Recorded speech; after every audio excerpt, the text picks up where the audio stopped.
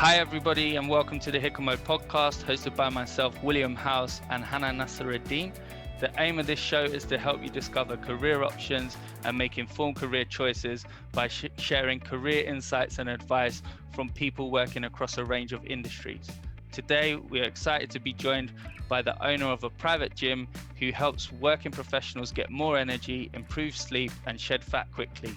After graduating from Loughborough University, he started his career in the banking sector before deciding to pursue his passion, which was to help people improve health and fitness. In 2014, he opened his first gym in Canary Wharf and just 2 years later, opened his second fitness studio. His gallery of client results speaks for itself, and he has a team of personal trainers offering a holistic approach to health and fitness, covering everything from personal training and nutritional guidance to biosignature hormonal analysis. He has spent time working in Hong Kong. He's big on personal development, and he is currently studying a master's in clinical nutrition. Please join us in welcoming an experienced personal trainer and business owner, Reece Mander.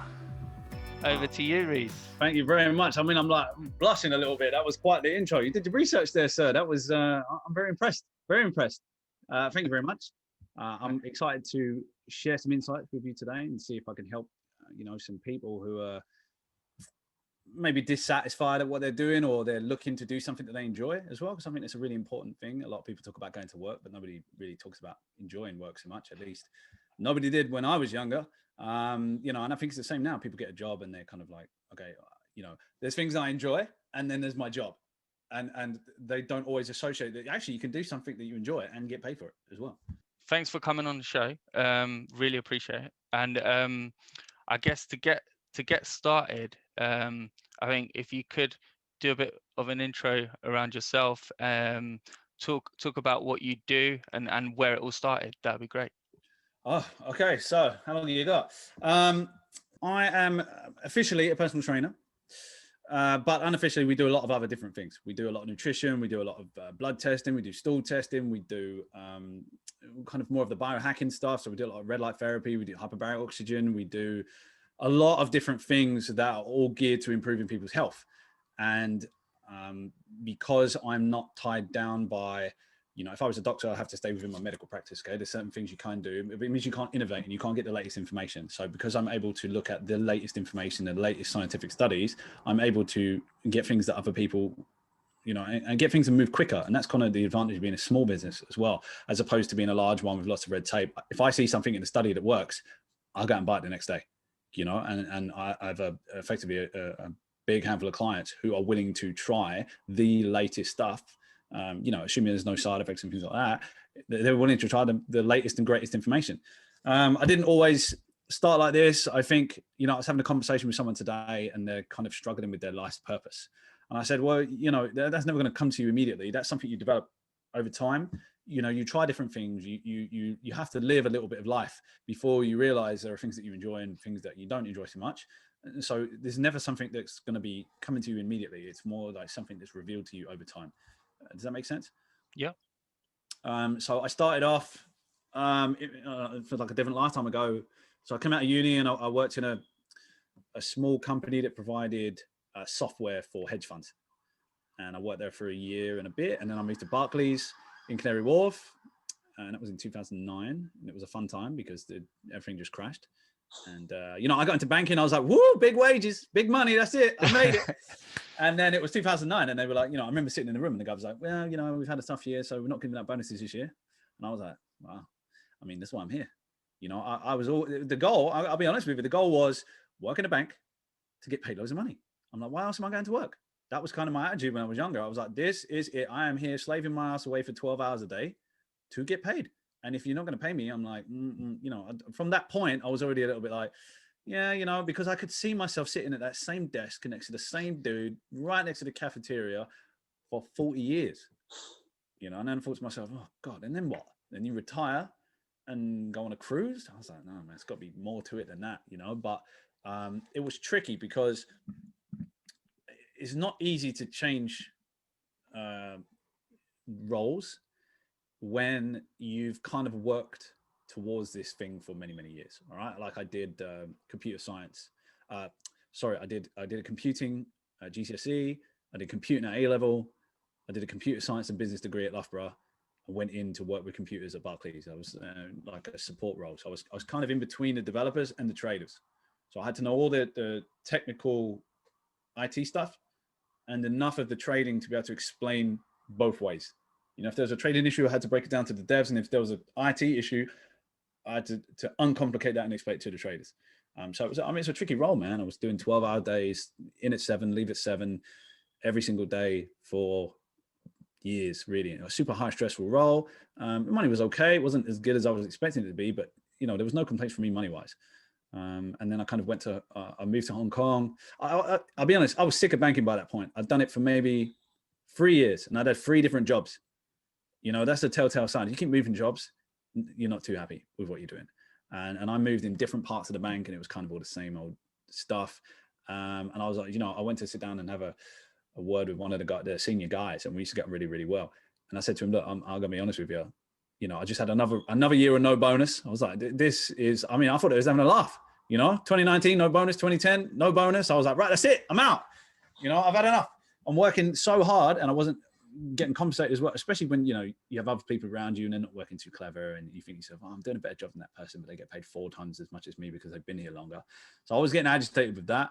I went to the guy and I said, look, you know, I've kind of had enough. I'm going to leave. And he said, well, what if we send you to New York? And I was like, oh, okay. Now, you know, now that kind of piqued my interest slightly. Maybe I want to stay a little longer. And he said, you can go to New York, you can go to Hong Kong. And I thought, if I go to New York, it's the same old stuff. You know what I mean? I'm sitting in the same room doing the same stuff and it's just different outside, you know. Yeah. But if I go to Hong Kong, which I didn't even know where it was at the time. I mean, I knew roughly where it was, but I couldn't point to it in a map. You know, I thought this would be different. And I said to him, I thought a cheeky ask. I said, can I go out there for a week and see what it's like? And he said, yeah, sure. So they sent me out there, put me up in a hotel. I'm not going to lie. We partied hard for a week. I loved it. And I came home and I was like, right, this is it, man. And then we moved out there in 2012 and stayed out there for a little while. But to be honest with you, it didn't really, I mean, it was amazing. Don't get me wrong. I loved every minute out of being in Hong Kong, but it was the same old stuff day in, day out at the desk. And I'd had enough by that point. I wanted to do something else. And it took me a while to kind of get over the fear of leaving that job. In fact, it made me pretty ill. I was pretty ill. I was suffering pretty badly with anxiety, although at the time I had no idea what that was. I go to the doctor and he's like, you're anxious. And I'm like, dude, I'm fine.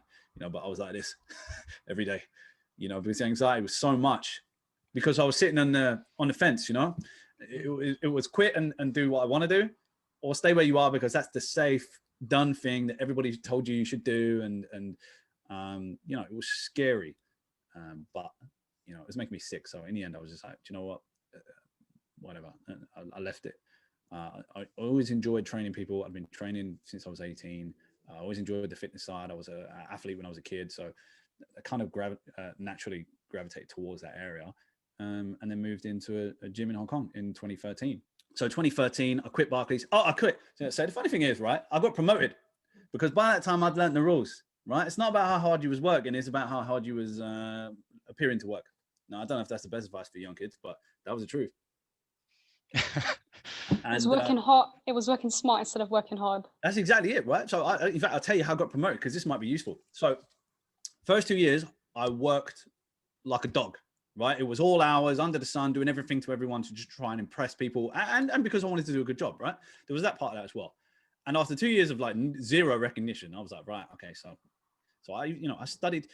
The way I work now is studying the people that came before us. You know, I look at a lot of ancient civilizations to see what they ate and see how they lived and see why they didn't suffer from disease and stuff like that and try to bring that into what we do now. And I did the same when I was there. I was like, right, who are these people getting promoted and I'm not? So I looked around and I see what they did. And they were doing a piece of work and they were letting everyone know the piece of work that they'd done.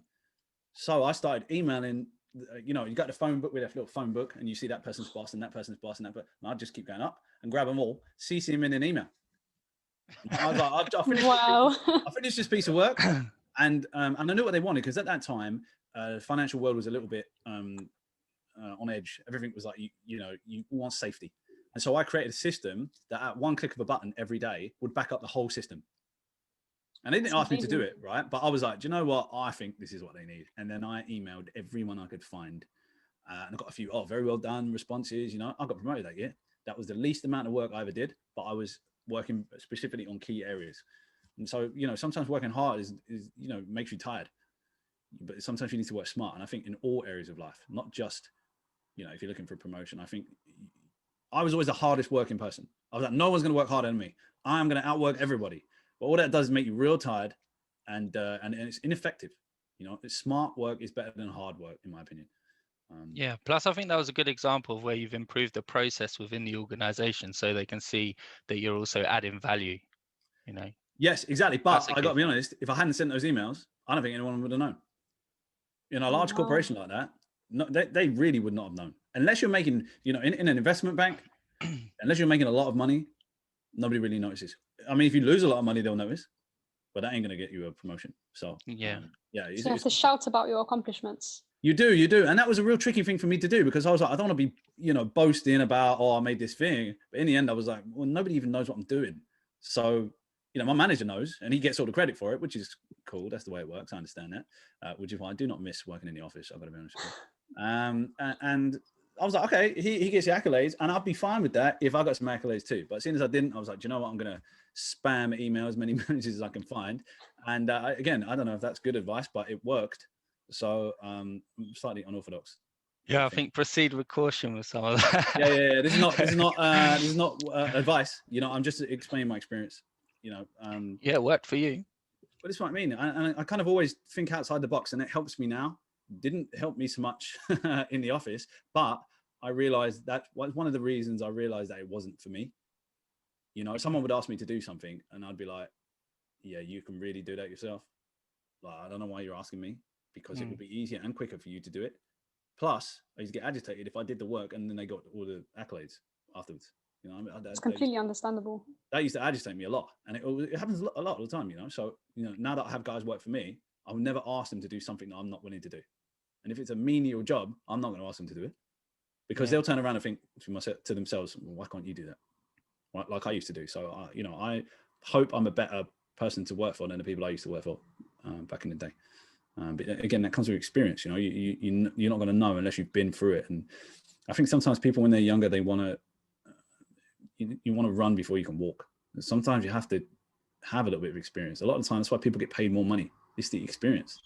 As a trainer, I am not the cheapest trainer, right? But the reason is because I've been through and trained so many different types of people and seen so many different types of issues. You can't buy experience. You have to pay it in time. And there's no way around it, unfortunately. Yes. So how was that process in terms of transitioning from, the banking sector? You've been through university, gone into a role. You're obviously doing well, working your way up as well. And then that transition of actually stepping out and going into something completely new. It was one of the hardest things I've ever done. Without a doubt, it was one of the hardest things I've ever done. To be comfortable, to have money coming in, to have worked so hard for so long to get to a point where you feel comfortable, which I guess is what a lot of people are looking for. You know what I mean? Most people are not trying to be filthy rich. They're just trying to, go on holiday a couple of years, have a little bit of money to spend over and be comfortable. And I was there, but I was miserable. So it was, I had to trade one discomfort for another. It was like, okay, I'm doing okay, but I'm miserable. And am I okay to live with that? Basically, that was a question. Am I okay to live with this for, I was young, man. So 20, 30 years, maybe more, 40 years. The answer was no, but I was too scared. If I'm honest, I was scared, man, because you jump in from a well-paid job, and I went to a job with commission only.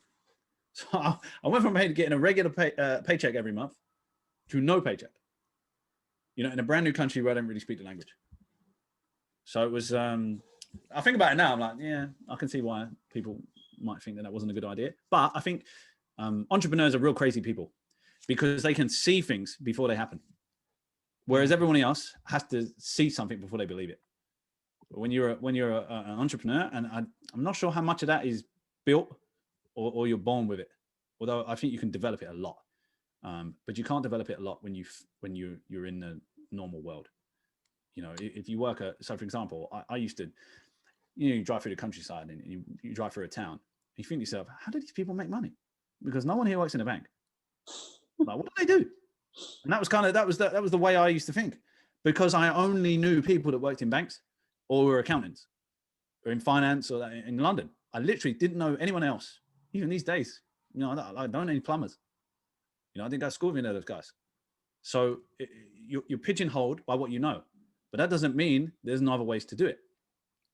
Yeah, I think that's a really, really key point, and that's one of the reasons why HICAMO exists, is to try and help young people broaden their knowledge of the different options out there and opportunities. Because as you say, your potential is limited by your limited knowledge, or the breadth of your knowledge, in fact. So yeah, it's good that you say that. Definitely echoes the point around HICAMO. I think if you don't know what you don't know. So if there's a new world out there, but you don't know about it, then, ignorance is bliss.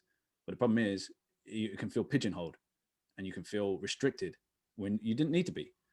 So that was tough, man, breaking out. And in the end, I just had to do it because I was like, it's making me ill. If it all goes wrong, I can always go back. Like, I didn't change my LinkedIn profile for like a year because I was like, if it doesn't work, then at least I'll have something to go back to. And I had to rent an apartment that will look like a jail cell. No word of a lie. It was a bed, a desk, a toilet, and above the toilet was a shower. And every morning when I used to have a shower, I'd have to, you put the toilet seat down so the water didn't go in the toilet, and you'd have a shower and there'd be cockroaches falling out of the ceiling in this place. Was this in Hong Kong?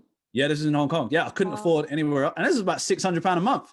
Like, people think rent is you see nothing yet. Go to Singapore or go to Hong Kong, and it's outrageous. So I had Western London, you'd say? Worse, much worse. Yeah, for £600 you could live.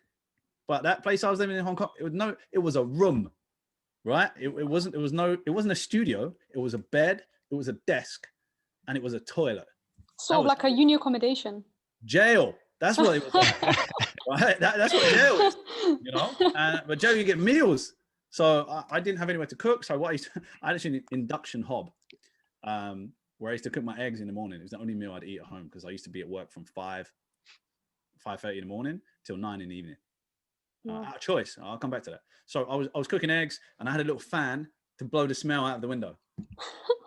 Right. And I used to work 6 days a week. And yeah, it was rough. But I didn't have regular money, so I had no idea how much money I was going to make coming in. But I had drive. I was like, definite drive. I'm like, I told all these people I've quit this job, and I'm definitely not going to fail now. And that used to drive me when I was younger. It doesn't drive me so much anymore. I care less what other people think as I get older. But when I was younger, I was like, right, I'm going to prove everyone wrong who thought that I couldn't do it. And that's why I got to the gym so early. I get to the gym early so I could watch other trainers train people, and I'd be the last one to leave. So I could watch those, what do they know that I don't know? Why are they so popular? And I've only got 2 clients. So I was there all day long, all day.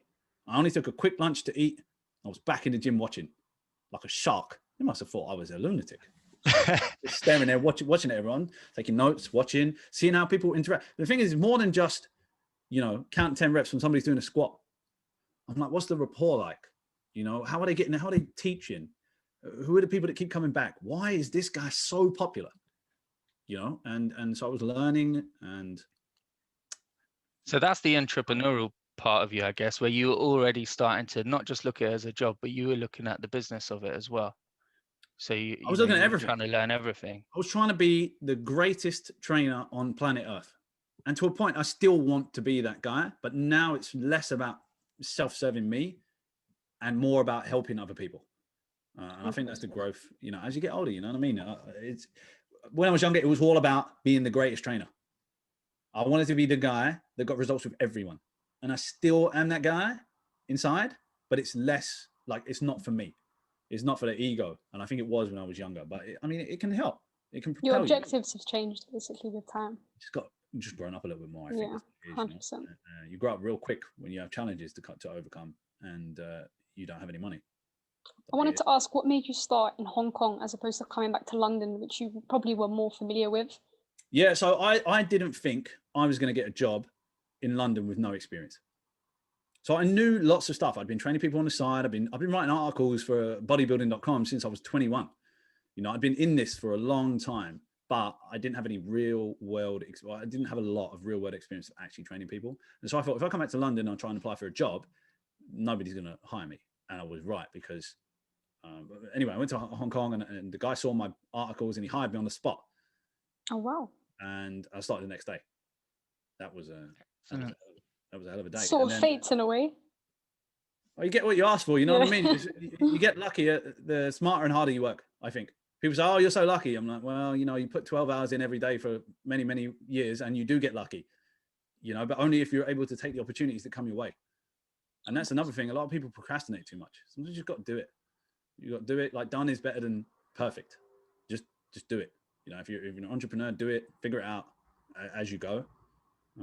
Which is probably not something you'd want to use in the workplace, which I guess would be different. You're going to have different people interviewed, and if they're in a formal setting, these ideas won't work.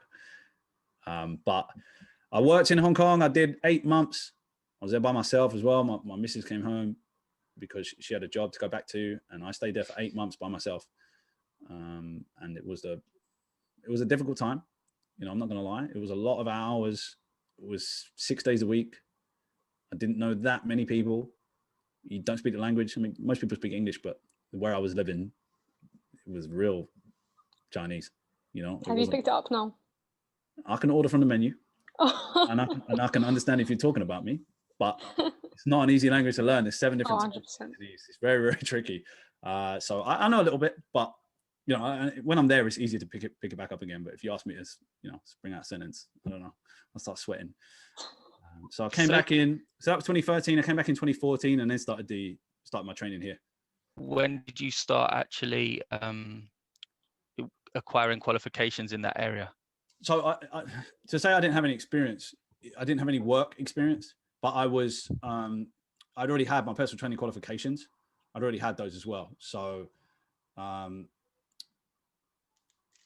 I got those, I think, in the October before I quit in the June. So I already had my personal training qualifications. I just didn't have any real world work experience. And so I came back in 2014. I actually had no money at that time, because I came back, I just bought a house. I had no money in my bank account. I mean, like £0. You bought a house in the UK or in Hong Kong? In the UK. Oh, okay, cool. So everything you'd saved from Hong Kong, you brought it back and then bought a house here. Yeah, exactly. So I came back, I bought a house, and I had no money left. I mean, like £0 in the bank. And I was like, right, it's time to get hustling. So I spoke to my friend who I knew had a studio in Canary Wharf, like a private studio. And I said to him, hey, can I borrow your studio? He was like, yeah, sure. So it was like, 20, £30 an hour, whatever it was for me to rent the studio from him. And I was like, right, I've got no money. So I don't know how that's going to work. And then I found my first client, someone I used to work with, a good friend who I'd trained before. And I said to him, hey, look, I'm starting out. You want to come down and train with me now that I'm back? He was like, yeah, cool. And I said, hey, can you mind if you pay me up front for the first month? And he said, no problem, that's fine. So he paid me up front. I took that money and I paid the guy who I was renting from. And that's how I started. Wow. So everyone's like, oh, you need loads of money to start. No, you don't. You just got to get creative, and you got to start hustling. If you got no money, you got lots of time. What you could have done is knock on doors, go out, hand out leaflets, go out and speak to people. I called everyone I knew who worked in the area. It's one of the reasons I started in Canary Wharf. I knew loads of people around here, and I knew they needed what I had. It was just a matter of showing them that I could help them. And then, that was it was March 2014. Especially people that obviously work in the banking sector and whatnot. It's a stressful job. So they know that they need you for fitness and etc. for them to release kind of thing. So it's a very critical job. Yeah, so that's why location is very important. You could have the greatest skills in the world. If you're in the wrong place, nobody wants to come to you.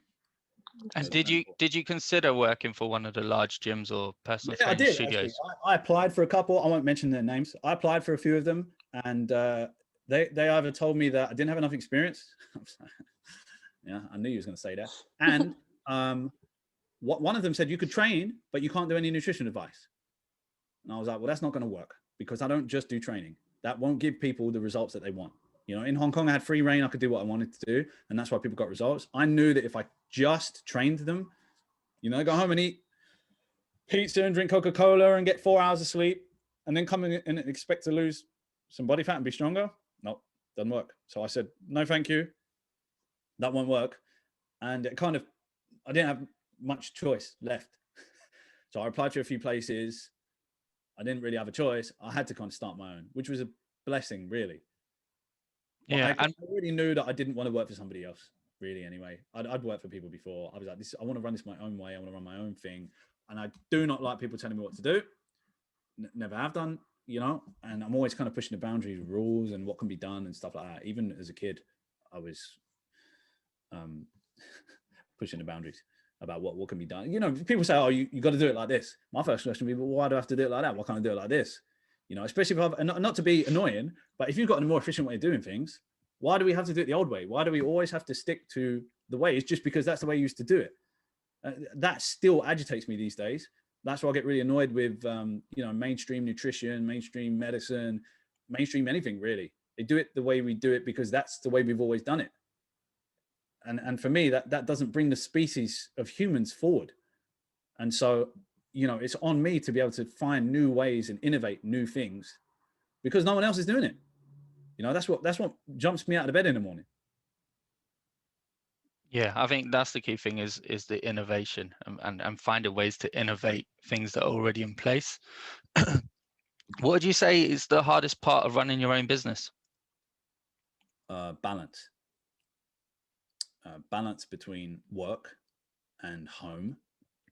Balance between doing enough work to make the business grow and having enough rest to allow you to recover for the next day to allow the business to grow.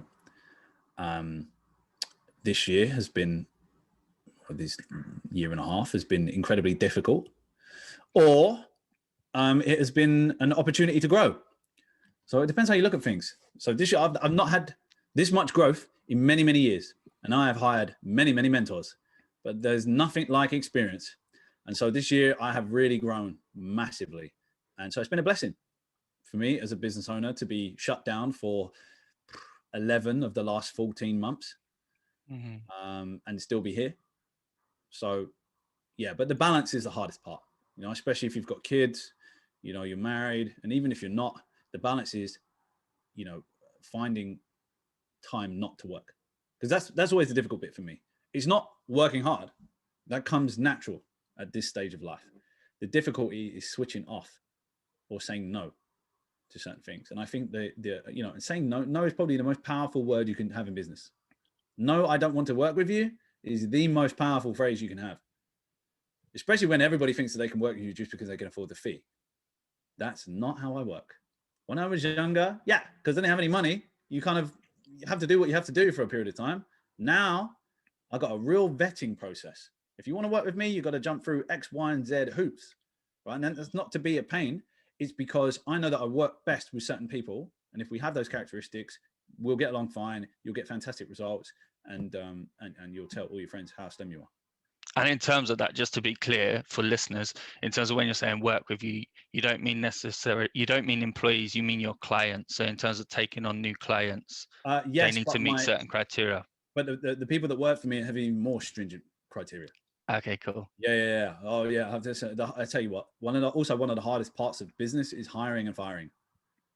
Firing people is not enjoyable, not easy. I've had to do it before. Don't like doing it. It's extremely stressful, I find, because it's just upsetting for both parties, really. Hiring, although much easier, you make the wrong hire, you have to fire them again. So, what's the old phrase? Fire quickly, hire slowly. There's never been a more important thing to learn if you want to run a business. Hire very slowly, because every time I tried to rush it, it ended up with someone who wasn't the right fit. And if you hire someone you don't like, you have to fire them afterwards, and it's miserable. And in terms of people who would be considering careers as personal trainers, what's kind of the basic level of qualification or experience that they would need at an entry level? So maybe after their A levels. Good question. Or university. Not entirely sure. Well, I think it depends what you want to do. If you want to work in a private gym, it's down to the private gym.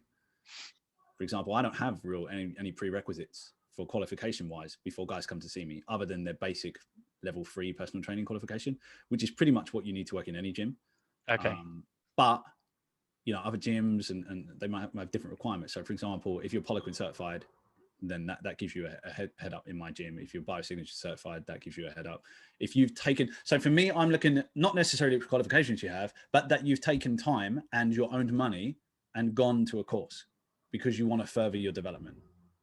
I would never hire someone who hasn't done that, but that's just a personal thing. But if you're looking for a mainstream gym, I think level 3 is all you need. And I think you can even do that online these days, which I don't really agree with. But yeah, level 3 personal training qualification, I think it's pretty standard. You can get it most places. I think that's what you need to be official. So my friend in Ireland, one of my mentors, he says, once you get that personal training qualification, it's your license to go out and learn. Okay, so it's kind of a must-have to get you started, but actually, if you're going to be successful in that space and set yourself apart from the competition, because it is a competitive industry, a lot of people are out there being personal trainers advertising their services. You've got to find additional qualifications or skills that set you apart. And then I think some people like yourself tend to focus on a niche. They find a niche in the market and focus on that, right? Yeah, I think it's really tricky, right? When you first start, I wouldn't do that, just because you want to get the maximum amount of experience that you need. The more people you train. So when you first start, I think getting 10,000 hours of personal training sessions as quick as humanly possible is probably the best way to do it. Okay. But after that, and as you start to learn, you start to think, oh, do you know what? I really like working with prenatal ladies. I really like working with, old people with back problems. I really like working with footballers with knee issues. You'll start to find who it is you like to work with. And it's always people you like to work with, not people who pay you the most money. This is a real mistake. Don't chase the money. The money will come when you enjoy work and you put in lots of hours. The worst thing you can do, and I can say this 100% without doubt, is chasing the money and thinking that will make you happy. It does not. And almost every successful person I know, and I know a lot of super successful people, work to them is enjoyment. I never met anyone who is exceptionally wealthy or even slightly well off with a job that they absolutely hate. And if they did, they are extremely miserable, in which case it's not worth doing. So in terms of taking a step back a bit and going back, I think it would be useful actually for the audience in terms of, so you went to Loughborough University, right? And studied computer science. Yeah, it was a mixed computer science and business. I think it was about 75, 25. I can't really remember. How did you choose to do or decide to do computer science? I was good at it. I didn't know what I wanted to do. Actually, I wanted to be a doctor. And I knew that I couldn't get the 3 A's at A level required to do medicine at university. So okay. Well, that's the end of that. Which is not the right attitude to take.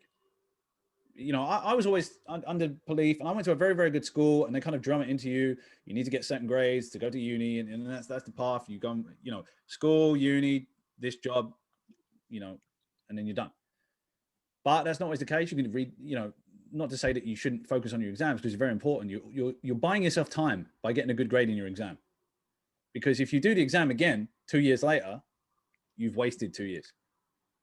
So exams are important because you're buying time, not because you can't take the exam again. Yeah, you could take it again, but you waste a year. And that wasted year, you never get back. So I think that's why they're important. I did computing because I didn't know what else to do. I didn't know what I wanted to do. I don't know any 16-year-old who knows what they want to do. Who knows? Most people still don't know what they want to do. If you ask them now, what would you love to do? If money was never an issue, what would you like to do? They can't tell you. So at 16 to not know what you want to do is normal. So I just did the thing I enjoyed. And the thing that my dad was in computing, I was like, well, that kind of looks like a good job. He does okay. So let's try that, And I like computers. I was on them all the time. When I was younger, the internet first came. Let me show you how old I am. We didn't have the internet when I went to high school. Oh, wow. Yeah, exactly. I'm a lot older than I look. So we didn't have the internet. I think maybe year 7, 8, year 9, year 8. The internet was just coming out. And we didn't have it in my house for ages. And then we get the 56K dial-up modem. Yeah, I remember. So, you're on the phone and you can't use the internet. Or you're on the internet and somebody's trying to call and they're calling for hours and they can't get through. Oh yeah, that's caused a lot of issues in the house. So I kind of always was on the computer every night, and I just enjoyed it. I started programming at a very young age. Me and my friend used to make websites in HTML using Notepad. So none of these fancy website stuff. And that's actually how I got my first job, using that information that me and my friend, used to program between the two of us, carrying our work around on a 3¼ inch floppy disk. And everyone's like, what? What's that? What's one of those? So I just enjoyed it. And I thought, hey, this is what I want to do. But I also, so for my A-levels, I did business studies, computer science, and PE, I think it was. Okay. Those are the things I enjoyed. I was good at the sports. I enjoyed the business aspect. I really enjoyed it. I've always enjoyed the business aspect. Although I didn't learn one thing about business from my A-levels or my degree that would help me in what I do now in terms of business. The discipline and the ability to meet people and talk to people, those are the big skills I picked from university. But the organizational behavior chart has not been useful in running a business. So again, that's what I really wanted to ask you as well. Did you find your university experience and the corporate world experience valuable to you? Or if you could have gone from the beginning, from when you was 18, would you have gone straight into the fitness sector? No, I wouldn't. I definitely would have gone to university. There are big benefits from living by yourself, cooking your own food, getting on with other people. The university lessons are far beyond the taught material. Plus, you have to have a real high degree of autonomy to turn up to lectures every morning after, parties and nights out and stuff like that. And you still got to get up, right? Whether you feel, awful or not, you still got to get up, you still got to turn up, and you still got to pass.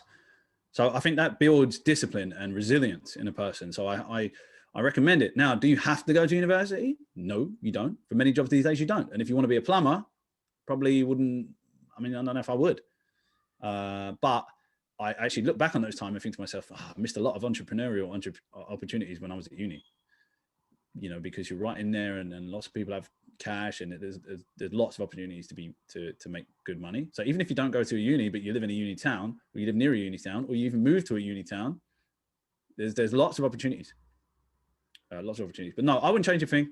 I didn't learn that much about business when I was there, but I got taught discipline, an ability to turn up. And I made lifelong friends and lots of contacts with lots of people. So yeah, it was a great experience. I loved every minute of it.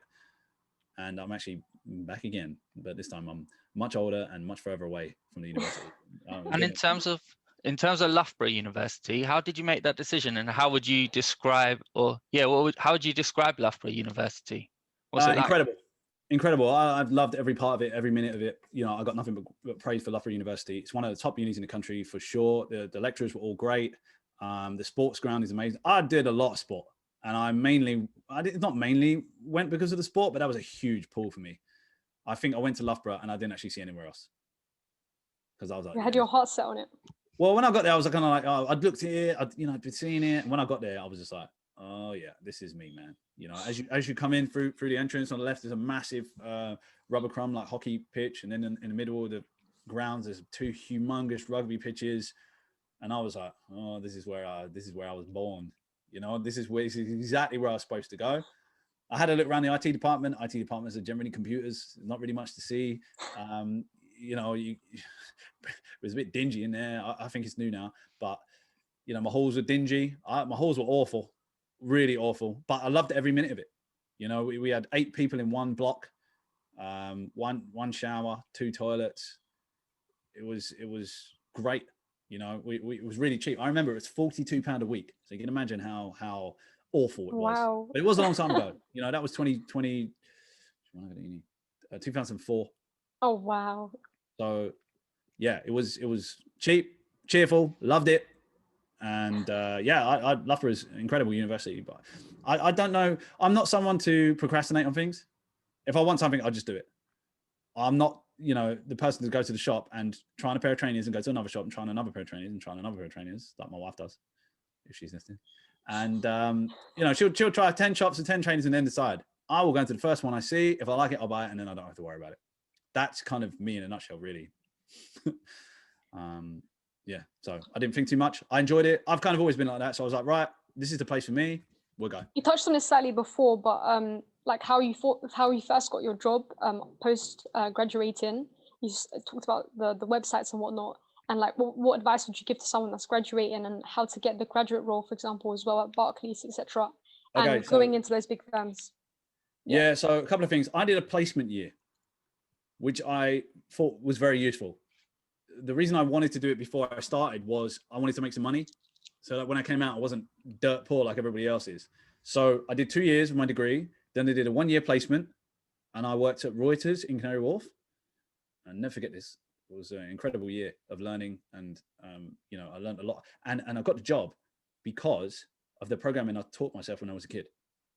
Me and my friend, we used to have a little competition to see who could build the best website. He actually owned pubs.com. Can you imagine? I don't know. We sold that for, it must have been big bucks, but it wasn't a thing back then. It was just, the internet was some weird thing that nobody really understood. And so he bought pubs.com, and him and his dad used to go around and drive to the pubs and drink the alcohol and then write reviews on them. I think that, I don't know if they still have it or even it still exists, but that's how early we were into it. And so when I got the job at Reuters, it was doing website development. So I worked there for a year, and then I went back to uni and did my final year. And it was a great way because I'd saved some money so I could live in a little bit nicer accommodation. We lived in some brand new flats in the middle of town. It was great. And then when I came out, I still had a little bit of cash. So I didn't have to, worry so much immediately. And also, I used to have an old job at TGI Fridays. So I used to work there, build some cash in the summer I used to work there. And so at uni, I didn't have to go to work, which I highly recommend. Nobody wants to work at uni. You don't want to use your Friday nights at the bar, behind the bar on the wrong side. So, you want to enjoy it. I mean, it's only a couple of years, you never get it again. So yeah, if you don't have to work other times, like summer holidays when no one else is around and you have to go home. So with Barclays, I actually didn't go on a grad scheme. I kind of snuck in around the back door as an analyst. So I skipped that whole thing, and I was one of the younger analysts. I knew I couldn't get on a grad scheme. They only take the top, I'm not sure how they do it now, but back when I was younger, they would take the top 1 or 2% of people from around the world. It was almost impossible to get on a grad scheme. You'd have kids from Russia and China and, Ukraine and South America. There was hardly any English people in there. So when you open the pool from England to the rest of the world, I knew I wasn't smart enough to get in with the grades that they wanted. I've never been great at tests and stuff like that. You give me a piece of coursework or a piece of work to do and I'll finish it. But you put me in a testing environment like that, I've never been the greatest. And so I knew I wasn't going to get on, so I didn't even waste my time. And looking back, I probably should have applied. I wouldn't recommend that to somebody. Don't not apply because you think you're not going to get it. Apply. The worst thing they say is no. So that was a schoolboy error, really, something you learn as you get older. But I applied. I saw a job online. I applied for it. I went in. The reason I got the job is because I argued with the guy about a question that he asked, and he said to me, "No, that's wrong." And I was like, "No, actually, I'm sorry, it's right." And he was like, "No, it's definitely wrong." And I was like, "Okay, well, let me show you how I got there." And then I wrote out the calculation because I was like, "Right, I'm going to show you, mate." And he went, "No, it's wrong." And I was like, "All right, we'll probably have to leave it there then." I left thinking, yeah, that probably didn't go as well as I would have imagined. But he called me back and he was like, "I want to offer you the job because you stuck to your guns and you stood up for what you believed in." And I was like, "Hey, okay, cool." And he was like, "Start on Monday." And that was it, man. That was a wild introduction. I was in a new team. We just bought Lehman Brothers, or the European arm of Lehman Brothers. That was a crazy time at Barclays. And, it was good for a couple of years, but it just ultimately wasn't what I wanted to do with my life. So you're studying a master's at the moment. A lot of people will probably think, you go to university or you come out of school, you start working, and then that's it. You no longer continue to gain qualifications or educate yourself. So what's your advice in that area? What would you say? Think carefully about doing it because there's a lot of time sacrificed. My view is my wife and kids didn't choose to do this. So what I do shouldn't be impacting their time. Yeah. So I mainly study when the kids are asleep, late at night or early morning. That's when I get it done. But sometimes things have to sacrifice. It's normally sleep, which I don't recommend, but I've got to get it done. So, and the time of the kids does not get sacrificed. at all, because it's not their fault. You know what I mean? I tried to spend more time with the wife as well, but she could live without me for a little while. So just everything is sacrifice, you know, and everything is hard. You know, it's hard. It's hard being slim. It's hard. In 2021, it is not easy to be slim, right? But it's hard to be overweight too. Getting up, walking around, bending over, standing up. It's hard. You got to pick your hard. Everything is hard. And so pick your hard and not complaining. How did you decide sort of what to study? How do you decide the areas that you want to develop? That's a good question. For me, it was always about the nutritional side of things. Training is you know, nutrition is interesting because it's a field that's changing so quickly, because it's not just about nutrition. So clinical nutrition is pretty much human biochemistry and human nutrition. And because this area is moving so fast in research, I was spending all day in research papers. Now I have something to guide my direction, which is what I wanted. That's what I'm paying for me. You know, it's online. I don't really have a lot of tutoring. It's a lot of work, hard work, but I have a program schedule I need to stick to. Whereas before, I was all over the place. I was studying this or studying that. I'd get pulled down rabbit holes and end up kind of going nowhere. So this gives me structure to my learning, which is why I wanted to do it. Via what university are you doing a master's? University of Aberdeen. Oh, nice. Yeah, I'd like to go one day, maybe post-corona. I've got my student card, so I'd like to spend some money. Yeah, but it wasn't an easy decision. But again, nothing's easy, you know, and it's not cheap. It's not cheap either. So I didn't take a student loan this time. And one thing about student loans, there's not free money. There are a number of people who take a student loan and think that money is free. You will be paying that back as soon as you go to work. And it's not a small amount of money you're paying back either. And the interest is pretty hefty. And for anyone thinking, oh, I don't have to pay it back, they write it off after 30 years. So when I went to uni, there was no write-off scheme. So I'd have been paying that back until I was dead. And was it still $9,000 at the time? Was it cheaper? It was cheaper. Fees. Yeah, it was cheaper. That's why. I can't remember. Yeah, it was cheaper. It was definitely cheaper. Yeah, definitely. So Definitely. I think that is a key point. You know, if you're going to go to university now, amazing experience, you get a lot of skills from it, and obviously you get the qualification. But do consider, you know, it's an investment, so make the most of it. I know when I was at uni, there were people that were going to uni because their parents had told them, or they were going for the sake of it, and you know, at the end of it, they're not really coming out with the qualification because they're not hitting the grades. So, you know, if you're going to put yourself in a large amount of debt, just make sure that's the right decision for you and you're committing to get the most out of it. 100%. The key skills required for a personal trainer. So what would you say are the 3 key skills that a personal trainer needs? Number 1, empathy, which is not sympathy. 2 different things. Okay. Sympathy is feeling sorry for someone. Empathy is being able to put yourself in their shoes. Okay. I see so many trainers. Well, I don't see them so much as I hear about them now. I don't go to normal places, but I hear from so many clients that, you know, their trainer made them warm up with 100 squats. Their trainer made them do 200 press ups to warm up. And you just think to yourself, that person has no empathy whatsoever.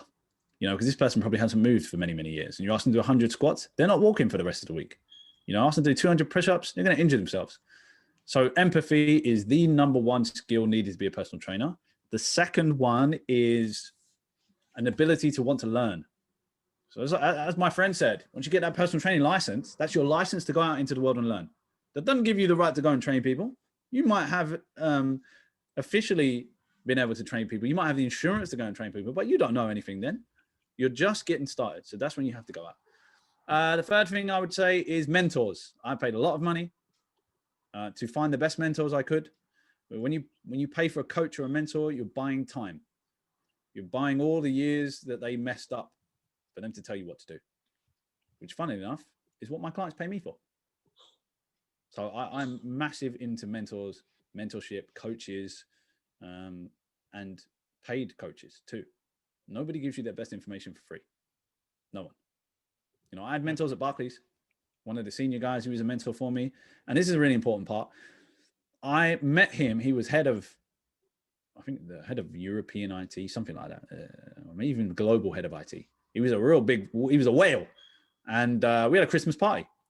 And first, you got to turn up to social events. This is just my personal view.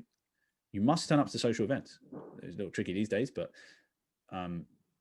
social events is where it all happens, where real conversations happen. Nobody knows real conversations happen inside the office. Social events is where they happen. So we had a Christmas party and nobody wanted to sit next to this guy because he was a whale. I was like, well, I'll sit next to him. You know what I mean? He's probably just a normal guy. Probably supports Arsenal as well. We'll get along fine. So I sat next to him, we start talking. And then from then, he was like, oh, we do mentoring and stuff like that. Do you want to be mentored by me? I was like, hell yeah, I want to be mentored by you. And this is the guy who sent me to Hong Kong. So just from deciding to turn up to Christmas dinner when nobody wanted to, deciding to sit next to that guy, that's you're so lucky you got to sit next to him. I put myself in that position. You get luckier if you turn up. And so from there, that led me to Hong Kong. And from Hong Kong, it led me back here with the gyms. So you can kind of say that everything boils down to one decision. I could have said, no, I'm not sitting next to that guy. Sat down the other end of the table. I'll still be sitting in the Barclays office. I probably wouldn't be. I'll still be doing something. But it's funny how one small thing like that really makes a huge difference in your life. You got to seize them opportunities. Yeah, building relationships so important. I've had opportunities from relationships that you build with people that you've worked with, years ago. Further down the line, opportunities present themselves as a result of those relationships. Right. So I think that's great advice, Reece. It's who you know. Life is about who you know. So to wrap up, I've got 3 phrases which I want you to complete. So I'll start them off and then you complete them, okay? So I'll do the first one, give you an example. So first one is success to me means.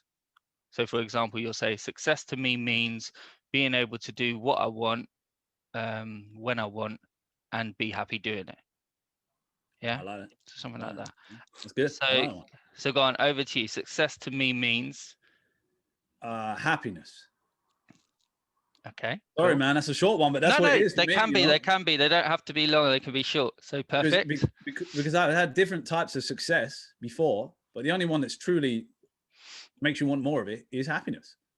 And the funny thing is, happiness is a choice. Perspective, yeah. If you choose to be happy, you can be in the worst situation in the world, but if you choose to be happy, it won't get you. It won't affect you in the same way. Cool. And then the next one is, I wish I had known. I wish I had known that everything was going to be fine. When I was worried about anything, because everything works out or it doesn't work out. Either way, worrying about it doesn't make a difference. And I wish other people would know that nobody is thinking about them. Everyone's like, oh, what's that person going to think? They're too busy to care. They're too busy with their own life to worry about whatever nonsense is going on in yours. No one's thinking about you. Yeah, great advice. And then, because of the last one, which I think you kind of covered there, but you might have a bit more advice. The last one was going to be the best advice I could give. The best advice that I can give is that you're going to die. Let me explain. Yeah, please elaborate. What did he say? You can't end the show there. Okay, so everybody dies. As much as you might try to slow it down, everybody dies, and so everything is finite. That time you go to university is beautiful because you're never able to do it again. Right? You'll never be younger than you are right now, and time is running out. So whatever it is you want to do, what are you waiting for? Don't be waiting, because your days are numbered. You're dying slowly. And you're going to die. Eventually you'll be dust. Back into the earth you go to feed the plants, to grow the trees, for other people's oxygen to breathe. Okay? So you're running out of time. Don't wait. Get out there and do it. If you fail, so what? Doesn't matter. Nobody cares. No one's watching. Only you care. And you can just start again. Having gone through this year, people said to me, "Oh, what if you can't pay the rent and your business fails?" I can't pay the rent and the business fails. We close the company down. I wait a little while and I start a new one. There is no failure. Ask yourself, what's the worst possible thing that can happen? When people are always sitting on the horns of a dilemma, I say to them, look, what's the worst thing to happen? Are you going to starve? No. Are your kids going to starve? No. Are you going to be homeless? No. Well, then what the hell? What are you waiting for? Get out there and do it. If your kids are going to starve, you better make sure it works if you're going to do something like that. I'm not saying that you shouldn't do things like that, but if you've got other people that depend on you, you better figure it out. And sometimes that's a real good motivation. You know, if you can't fail, you must figure it out. And yeah, just don't worry about stuff. You know, I'll leave you this. We're on a rock, spinning around another rock, spinning around loads of other rocks around a ball of burning fire. Okay. And the crazy part is we're not the only one. That's a small part of the whole universe. So we're spinning around on rocks, spinning around a burning object. I mean, it's just ridiculous. I mean, it could all be over next week. So don't worry about it. You know, people worry too much. I see so many anxious and depressed people these days. If you're depressed, you're living in the past. If you're anxious, you're living far too far in the future. The only way to be at one with oneself and relaxed is to be now, here and now, and not worried about tomorrow or last week, you know, because it may never happen. The worst thing you can do is worry about something in the future, because it will either happen, in which case you've worried twice, or it never happens and you've worried once for no particular reason. Yeah, cool. Great advice. So yes, I think that brings us to the end. Thanks for your time, Reece. Do you want to give a shout out in terms of where people can find you on social media, in terms of Reece Mander Fitness or yourself? Yeah, I'm not a massive social media fan. I like to keep my mind intact. So with social media, be very careful who you follow, okay? Because you're the average of the 5 people you spend the most time with. And if those 5 people are all on Instagram and they're all posting nonsense all day long, probably not a good idea for you to be there. So I'm on Instagram, but I'm very rarely there. Reece Mander _RMF is my Instagram handle. Send me an email, reece@reecemanderfitness.co.uk, or check out the website, reecemanderfitness.co.uk. That's it, man. Yeah, I'll answer all questions. So like if you've got questions, ask. But better to send me a message on Instagram than send me an email, because it might get lost. But I'm always open to help people if they need it. Great, thanks, Reece. Yeah, and if we receive any questions from audience, we'll pass those on as well. So thank you for that. Appreciate it. So that brings us to the end. Thank you everyone for listening, and there'll be a new podcast coming shortly.